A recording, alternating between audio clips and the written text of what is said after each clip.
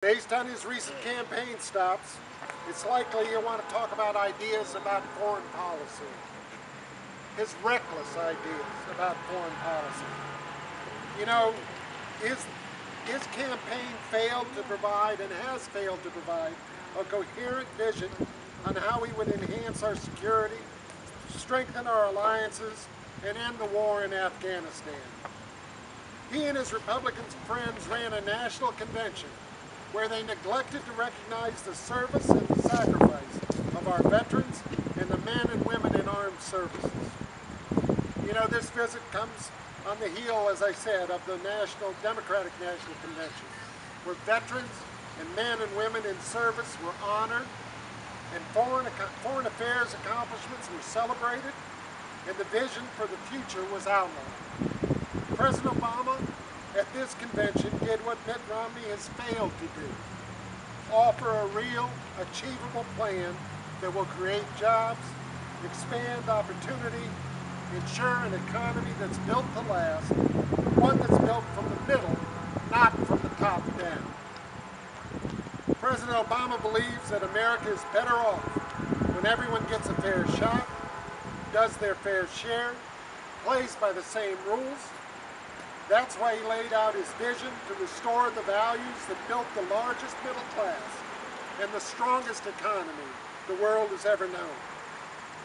In fact, independent economists are already projecting that on the current course laid out by President Obama, we will create 12 million jobs over the next 4 years, on top of the 4.6 million jobs businesses have created during the past 30 straight months of private sector growth. All right. Just as Mitt Romney's foreign policy lacks substance and solutions, he has yet to offer one idea that would create good-paying, sustainable jobs for the middle class. And I can only speculate why. It's probably because, as economists have said, the president's plan would create 2 million more jobs next year than Romney's lack of ideas would. Yeah. Now that's enough talk from me. I could go on because I feel this, and I think this is important to our community and to our country. But today I'm joined by a distinguished member of our community, an armed service veteran who has continued to give back to this community, and I want to turn this over to a friend of mine, Norm Shoemaker. Norm? All right. Hey, Norm. Thanks, Joe. Thanks to everybody for being here. As a veteran, I can say without any hesitation that President Obama has exhibited the leadership America needs to maintain the strongest military in the world. And as he said during Thursday's acceptance speech, he will do everything in his power to fight for those who fight for us in uniform. Just as he promised, the President responsibly ended the war in Iraq and has clearly stated how he will end the war in Afghanistan in 2014.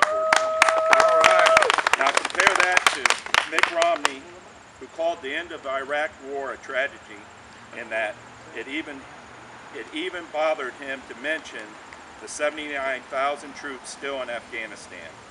But you know what's worse? When asked by Fox News if he regrets not mentioning Afghanistan in his convention speech, Romney replied, "When you give a speech, you don't go through a laundry list, you talk about the things that are really important." Are 79,000 Americans still in harm's way while defending our country not important?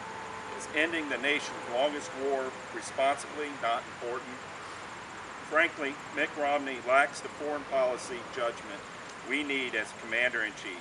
He would have left American troops in Iraq indefinitely. He has no plan to end the war in Afghanistan. Is stuck in the post-war mentality, and as we saw a few months ago, he can't even go to the Olympics without insulting our closest allies. Mitt Romney's visit tomorrow reminds us we have to remember the choice we make in November. President Obama kept his promise to end the war in Iraq and refocus America's military on the most serious threats we face by taking the fight directly to our enemies. He is defeating and dismantling Al-Qaeda and its leadership and brought Osama bin Laden to justice.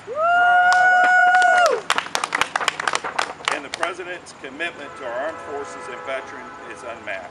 From increasing funding for the VA to fighting for tax breaks for our companies that hired unemployed veterans, President Obama has always been on our side. My concern about veterans issue goes beyond myself. You see, I'm a proud father of 2 Navy sons and a daughter in the Air Force. All right. President Obama is ensuring that my children and veterans everywhere can find work when they leave the military, receive the health care and benefits they've earned, and have a chance to get college education through the 9/11 GI Bill. Mitt Romney's campaign, it seems, does not think it's important to discuss how he will help veterans like me. In the 24 policy areas on the website, not one addresses veterans. How many times are veterans mentioned in his 160-page, 59-point job plan? 0. His budget proposals includes cuts that, if applied across the board, would slash approximately $11 billion from spending on veterans. And just like Mitt Romney's plan to privatize Medicare and privatize Social Security, on Veterans Day 2011, Romney suggested partially privatizing the Veterans Administration, giving veterans vouchers for the health care costs. Mitt Romney's proposals simply don't adhere to timeless American ideas of shared responsibility.